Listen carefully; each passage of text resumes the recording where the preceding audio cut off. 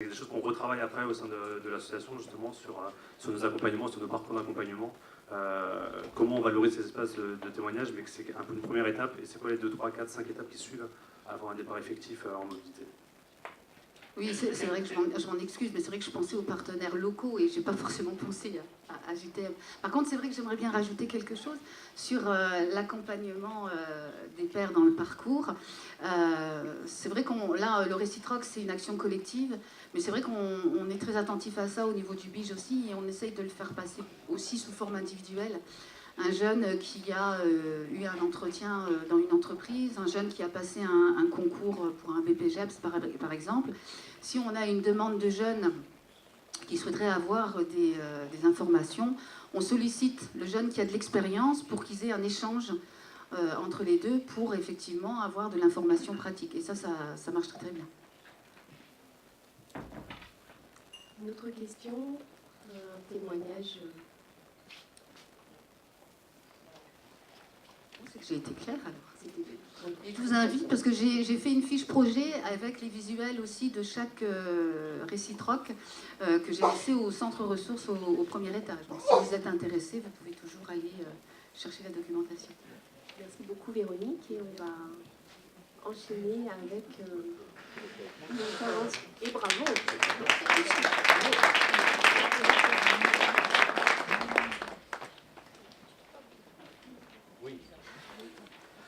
Donc, je te laisse la parole pour Merci, Karine. partager avec nous tes réflexions sur le rôle des pairs dans les parcours de jeunes. Oui, alors je suis embêté parce qu'il y a plein de choses qui ont déjà été dites, alors j'ai peur de refaire. C'est toujours le désavantage d'être à la fin, sachant qu'il y a beaucoup de choses ont été dites. Je dirais que sur la question de l'accompagnement par les pairs, d'une part, de se remettre effectivement à la question d'un contexte de socialisation entre pairs, où effectivement la question de l'information, les jeunes entre jeunes sont les premières sources d'information. Je crois que ça c'est un premier point qui est assez important, même si effectivement Internet joue un rôle avec pas mal d'inégalités derrière aussi, d'accessibilité à Internet et de réflexion autour de l'information. C'est vrai que les amis, les relations jouent un des rôles premiers, justement, au point de vue de la jeunesse. Alors, ça ne joue pas uniquement de l'information sur l'ensemble de la vie quotidienne, ça a aussi un rôle, je dirais, sur les questions d'orientation professionnelle. D'ailleurs, on pourrait dire les tuyaux, mais ce n'est pas forcément le bon terme, mais de dire, voilà, à quel endroit tu peux aller te renseigner, comment tu travailles sur ces aspects-là, et notamment aussi dans le monde d'entreprise, il y a des réflexions, autre forme de parrainage sur la question des parrains en direction des jeunes, donc des jeunes aussi dessus. C'est aussi un des premiers vecteurs en direction de l'engagement des jeunes, puisque quand on pose la question de l'engagement des jeunes, par qui et comment tu t'es engagé, à 55%, on retrouve très fréquemment cité, c'est par des amis, c'est par des relations que se jouent ces questions-là. C'est vrai que se pose effectivement la reconnaissance un petit peu de tous ces leviers d'information. Et pour reprendre ce contexte un peu plus général aussi, dire que, comme tout à l'heure sur la question du parcours, qui est un petit peu polysémique en tant que tel, en ce moment on convoque les pairs partout, on voit des pairs partout, pairs, P-E-R-S, mais P-A-I-R aussi. Juste, on le retrouve cité dans la troisième orientation de la CNAF, dans leur dernier plan sur la question du vivre ensemble, être à côté des jeunes, en valorisant les liens sociaux entre pairs, trouver des espaces sur ces aspects-là. On le retrouve aussi, même si c'est pas frontal, cité dans le rapport Dulin, d'Antoine Dulin, que ce soit au travers du Aller vers, qui reste effectivement à retravailler, re-questionner, mais aussi en disant que effectivement les jeunes, oui, c'est les premiers vecteurs d'information, identification, mais ils jouent aussi un rôle très important dans le fait de dire ne va pas dans cette structure parce qu'elle est pourrie. Enfin, il ne le dit pas comme ça, hein, je me retrouve fréquemment. Non. Ah bon, il le dit, bon. Et c'est pas ce qui est écrit, mais au moins il le dit peut-être, mais ne va pas dans cette structure-là, etc. Et ce que je trouve intéressant dans cette démarche-là, c'est qu'on a parlé beaucoup, effectivement, d'entre-pairs depuis tout à l'heure. Ça a été abordé aussi précédemment, mais de fait, ça doit aussi nous re-questionner sur nos propres modes de fonctionnement, que ce soit en termes de structure, d'attitude professionnelle, pour éviter un certain nombre de choses, puisque à partir du moment où un jeune a une expérience négative d'un accueil ou d'un contact avec un professionnel ou une structure, il va aussi le repérer et le diffuser.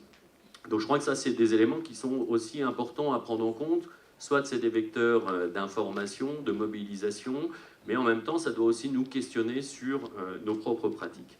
Et puis dans le champ que je connais le plus, je dirais que c'est celui de la santé publique et de la promotion de la santé plutôt.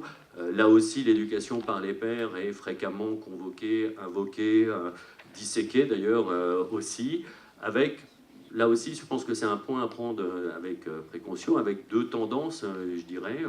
Une tendance très mission interministérielle de lutte contre les addictions, etc., qui est on utilise le jeune pour transmettre des messages, mais c'est nous qui décidons d'un certain nombre de messages, ou une tendance conférence nationale de santé et fonds d'expérimentation des jeunes suite au livre vert de Martin Hirsch, de dire considérons les jeunes comme des ressources pour apporter des solutions, que ce soit dans le domaine de la santé ou autre. Je dirais que cette perception des pairs en tant que telle nous réinterroge aussi dans les objectifs que l'on souhaite, que l'on désire et assigner. C'est-à-dire, est-ce qu'on considère le jeune comme une ressource ou un autre levier comme uniquement un moyen de transmission d'informations en tant que tel. Ce qui est aussi intéressant, et juste pour conclure un petit peu sur ces aspects-là, c'est qu'au travers de l'accompagnement par les pairs, ou entre pairs, on y reviendra, on touche à la fois la question de l'information, à la fois la question du réseau social, c'est ce qui a été soulevé tout à l'heure, et puis de manière plus, je dirais, pragmatique, et pour faire le lien avec la question des parcours, de l'intégration aussi au sein de la société. Alors, quand je dis société, c'est au sens large, mais ça peut être aussi le quartier, la ville, ou le département d'ailleurs. Donc il faut voir aussi ces éléments-là qui ont été déjà soulevés par ailleurs dans ces processus un petit peu d'intégration au sein de la société. Dernier élément, et qui a été très bien soulevé tout à l'heure dans tous les éléments que j'ai pu entendre, qui sera sûrement, je pense, aussi un autre type de questionnement qu'on pourrait avoir, c'est la reconnaissance des savoirs expérientiels. L'expérience du jeune, l'expérience, il y a aussi des programmes de pairs chez les personnes âgées, c'est pas exclusif, il faut aussi le soulever, mais cette reconnaissance de ces savoirs se pose tant au point de vue de la recherche d'ailleurs que dans d'autres domaines. C'est un autre levier. Juste petit, là c'est le contexte un peu général, mais petit rappel historique, cette idée d'accompagnement par les pairs, d'être entre pairs, d'entraide par les pairs, elle n'est pas neuve, elle est très ancienne, c'est porté depuis 2 millénaires maintenant. C'est un courant qui est très, je dirais, qui est très ancien, qui a pris effectivement des formes totalement multiples, que ça soit, je dirais, en France, sur des volets très pédagogiques en termes d'enseignement, l'enseignement mutuel, ça c'est quelque chose qui a existé. En Angleterre, on le retrouve aussi sous des formes, notamment dans des quartiers très défavorisés, où c'est les grands frères qui s'occupent des petits frères et des autres enfants pour leur faire accéder à la lecture, à tout un ensemble de savoirs. Donc c'est pas quelque chose qui est si neuf que ça. C'est intéressant à se poser. On peut se demander pourquoi maintenant on en parle tant. Ça aussi c'est une vraie question. Mais il n'empêche que cette question des groupes de pairs fait quand même référence aussi, d'une certaine façon, à tout un courant qui est lié à l'éducation populaire, qui n'est pas si anodine que ça, si on se positionne en termes de ressources pour les jeunes. Alors moi j'aime bien cette phrase-là, L'éducation populaire, c'est une éducation de tous, par tous et pour tous. Alors ça fait très trois mousquetaires. Il y a plein de définitions de l'éducation populaire. C'est Pierre de Rosa qui est, j'allais dire actuellement décédé, donc c'est pas très fin de le dire comme ça, mais qui a initié et impulsé la Convention internationale des droits de l'enfant en France, donc qui avait cette définition qui, je trouve, résume bien les choses. Donc voilà, cette question du volet des jeunes entre eux et de cet accompagnement se pose. Alors c'est vrai qu'on a une multitude de formes, je dirais. Moi, j'ai pu questionner autour de l'éducation par les pairs sur les questions de la santé. Il y a des collectifs qui se créent. On voit bien la diversité qui se pose autour de ces aspects-là.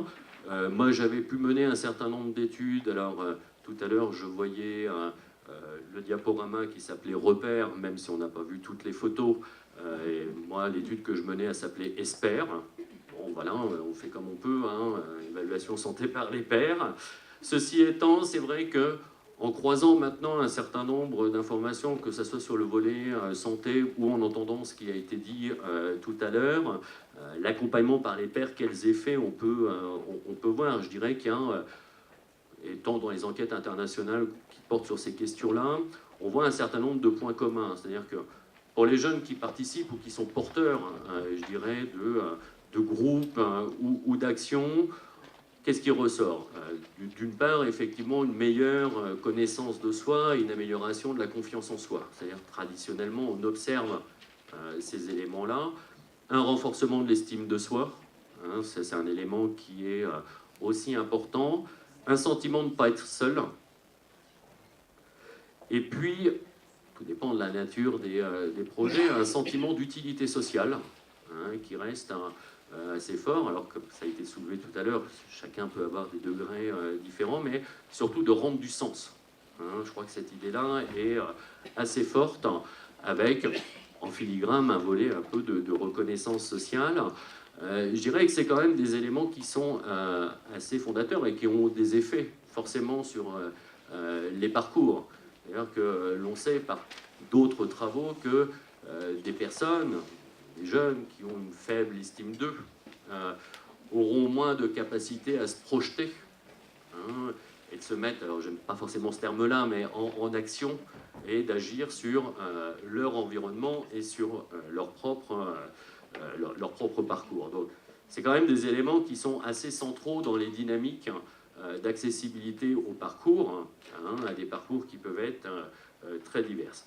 Alors c'est pas uniquement la seule fonction, ça a été aussi évoqué tout à l'heure, c'est-à-dire que quand on se retrouve dans un groupe de pairs, quelle que soit la forme qui est, bah oui, on va échanger, on va débattre, on va se réunir, on va faire avec les impératifs de chacun, on va trouver des consensus ou pas, donc on peut s'engueuler aussi d'ailleurs, et très souvent, quand on reprend l'ensemble des discours, et au-delà des aspects qui peuvent être liés à des projets qui peuvent être mis en œuvre, c'est de dire, ben, voilà, ça nous apporte aussi un certain nombre de compétences qui nous sont utiles dans notre futur parcours professionnel, voire de le réorienter pour certains, parce qu'on s'aperçoit que ce n'est pas forcément ça qu'on a envie de faire. Donc il y a une influence vraiment assez forte au travers de ces compétences, alors, compétences sociales, des compétences aussi